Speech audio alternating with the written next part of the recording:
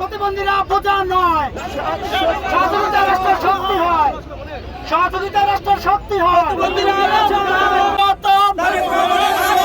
প্রতিবন্ধী দলের পক্ষ থেকে লাল গোলাপ শুভেচ্ছা।